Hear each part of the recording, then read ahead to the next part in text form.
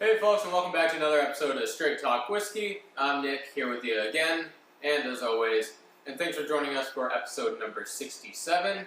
We are going to be reviewing another Jameson expression for you, and it's the Jameson Special Reserve, or also known as the 12-year. So, let's pop this puppy out of the tin, and see what we got going on. So, in terms of main difference between just your standard Jameson original that you can find anywhere and everywhere and Jameson Special Reserve, basically comes down to obviously A, age, and B, maturation techniques in the sense that they mature it in ex-bourbon and ex-sherry casks. So you have a little bit of that influence going on there. Nothing too much to talk about ABV-wise. We're still at the standard 40% ABV. I would have liked something a little bit higher, but beggars can't be choosers, I guess, in this world. So, let's just get right into it. Because if you know, I've already talked about the history of Jameson and all that sort of thing, all the nuance against it and for it in previous videos. So, here we go.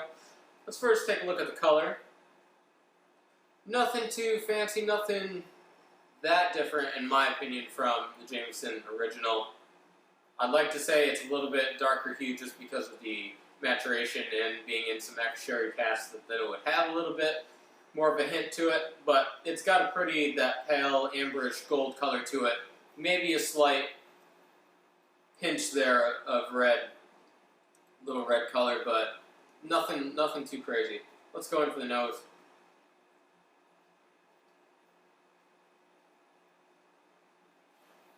Now, strangely enough, the first thing that I get out of the Special Reserve is a grape note. This fruity, ripe grape. It's the grape peel, if you can get that specific about it. But definitely a powerful grape note in there. Pairing with that, you have a little bit of toasted marshmallow. Definitely the wood, cask influence in there. But nothing overly pungent in the face to say, oh, this is ex-bourbon, this is ex-sherry. There's no, I'm not getting any real dried fruit note in here that would make me suggest that it was sherry matured whiskey right off the bat. So nothing too crazy there, nothing outlandish.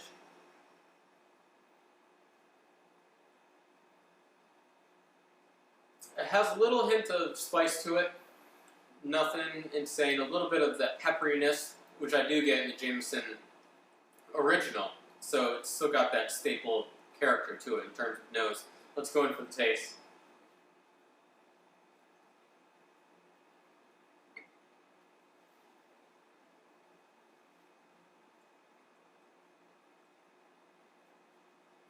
The nice thing about the 10-year, the Special Reserve 12-year, let's get our ages right here, is that right off the bat, you can tell it's not the original. If you had glass side by side, you would know instantly because it has a higher pot still character to it, and you can certainly tell if you've tasted some other single pot stills that are out there, like Redbreast or Powers, certain expressions of that, then you know what that flavor profile is. Now, this isn't a single pot still Irish whiskey, but it does have more pot still character to it.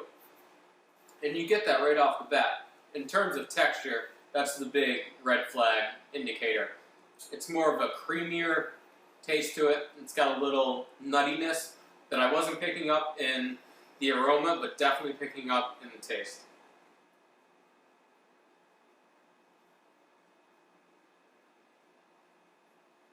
Definitely still a little bit of that grape that I noticed right off the bat with the aroma. A little of that toasted marshmallow, not overly so, but I'm getting a little bit more of the oak cask Definitely the age is starting to show a little bit with this. And again, pairing that with the pot still content, those get muddied a little bit into determining where, you know, that influence is coming from into the whiskey. But definitely the toasted oak. You know, sometimes it's fun to see, I don't do this a lot, but just looking at, you know, the tin or the bottle, you know, it is helpful for some people to see what the tasting notes is, and it's not on the bottle, but it's on the tin. Now, of course, this is exceptionally smooth, because that is the most important thing when you're tasting whiskey, because if it's not smooth, then I don't know what else it is. So, obviously being facetious there. So, complex flavors of toasted wood, spice, and sherry. Right off the bat, though, toasted wood, spice, and sherry notes aren't complex, unfortunately. They're just not complex notes to me. That's just an opinion thing, but if we're not opinionated here, then the reviews get boring.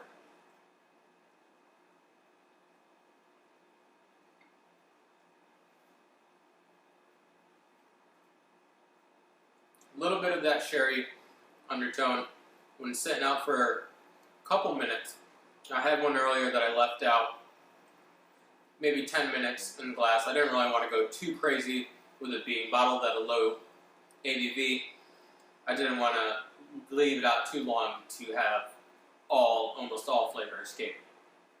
So, again, getting back to this, they're not overly complex flavors. They're certainly staples of many ex-sherry cask matured whiskeys, certainly in the Irish whiskey category, but nothing complex overly, so I'm not getting anything that's really nuanced. But those being sort of the negatives, and I don't want to make this all seem like it's negative, because I really do like the higher pot still character to it. It gives it a really nice body to it that you don't get with the Jameson original, and I think it's really nice to have that. Price-wise, I can't really remember what I got this for, because this was a long, long time ago. I forgot I had it, and I went out to grab another Irish whiskey, because I tend to review those a lot, because they really intrigue me more. Or not intrigue me more, but intrigue me the most out of the categories of whiskey that I'm able to get relatively easily. So, anyway, I went out to get another Irish whiskey to review for this week, and I ended up seeing this tucked away in my little stash. So, thought I'd bring it out for you. So let's take one last taste here.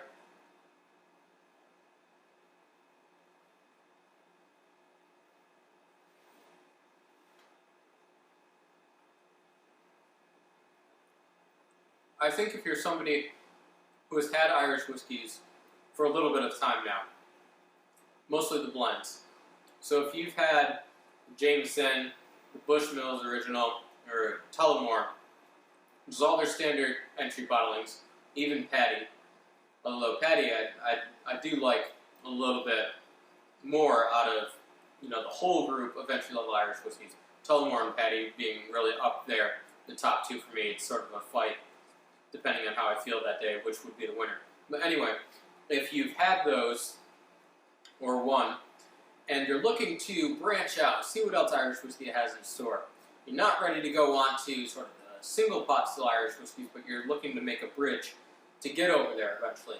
The Jameson 12-year Special Reserve, if you can get it at a decent price, definitely worth your while. For all the negative things that I've said, it's still, like I mentioned, has a really nice pot still character to it. You can pull out the staple Irish whiskey flavor profiles, if you will. Now, I'm not getting a lot of the lighter things that I get in those original bottlings, sorts of, like the fresh cut grass, or honey, or lighter, more orchard fruit notes. So, not those things, but in terms of the nice toasted oak, a little bit of nuttiness, a little peppery, those kind of things are coming through on this and are being elevated by that pot still. And as I always do, I say I'm going to take one last little taste. We're going to do one more, just for the hell of it.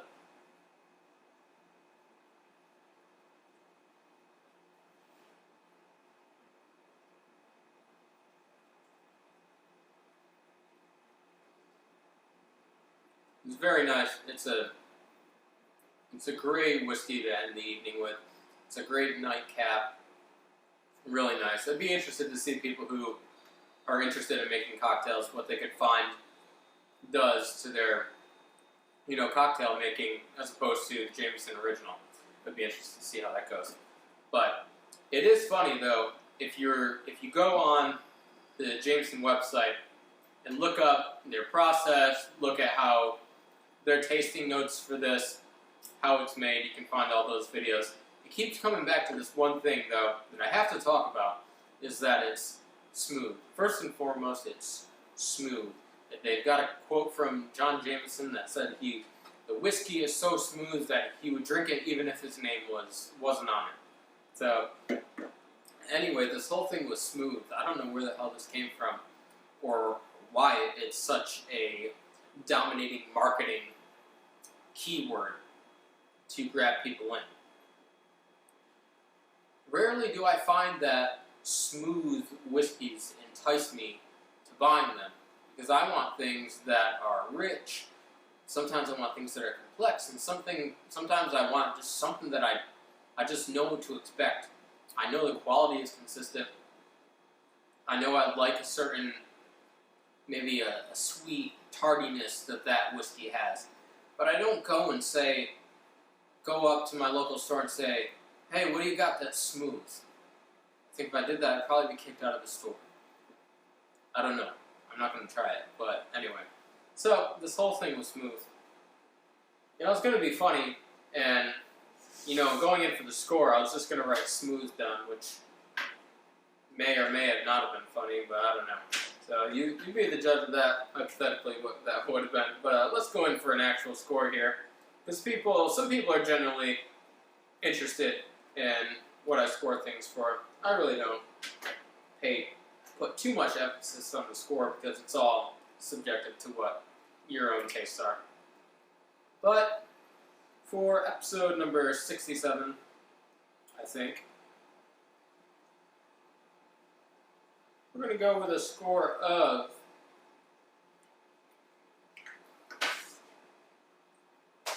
85 out of 100. Not too bad, not too shabby. You've heard what I've had to say. Can't wait to hear what you've got to say. And when you drink, and if you drink responsibly, as always. And we'll see you next week.